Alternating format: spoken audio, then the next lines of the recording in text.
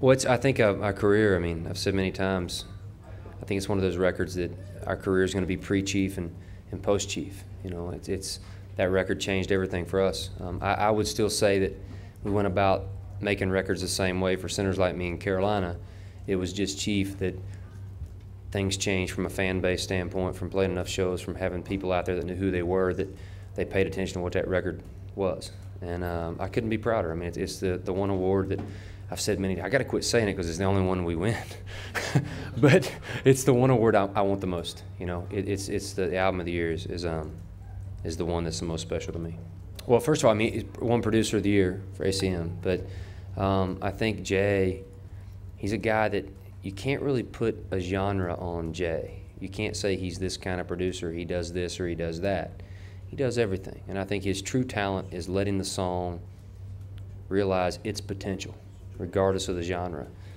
He doesn't try to put, if it's country, he doesn't try to put a steel guitar or a fiddle on it. If it's rock and roll, he doesn't have to put electric guitar on it. It's just his interpretation of letting the song realize its potential.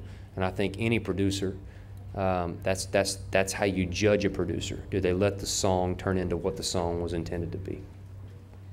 Right. I think it was the right time for us. I think that we had got to a point in our career where we were starting to graduate into bigger places, into arenas, into bigger rooms, and I didn't want to lose touch with how we got there, because our path's been very different than other people's. It's been very much on the backs of the fans. It's been very much grassroots, and I think that to do it right now, to leave what we are comfortable doing and to go back and to play a small venue and to take 2 nights. I mean, we made this set list for this live record an hour before showtime with a pencil and a piece of paper, and we got documentation of it with video. I just went out and looked at the band and I said, "What do you guys want to play tonight?"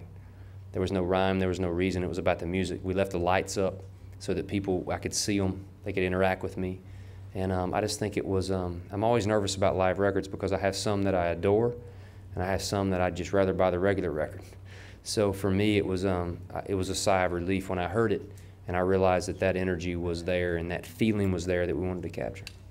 Well, it's a great song, first of all. I mean, I was actually, it's been longer in the process than people realize. When I was touring with Jason a while ago, we had just came off tour, and he called and said, "Man, I got this song that reminds me of you, and I want you to sing on it." And he said, "I'll send it to you." And I think David Lee Murphy wrote it, and another writer that I'm not thinking of right now. But it was, when I heard the song, it was fantastic. And I said, "Yeah, I get it, you know, my kind of thing." So I went in and sang it. And at the time, Luke wasn't on it. We were just a duo at that point in time. We weren't a trio yet.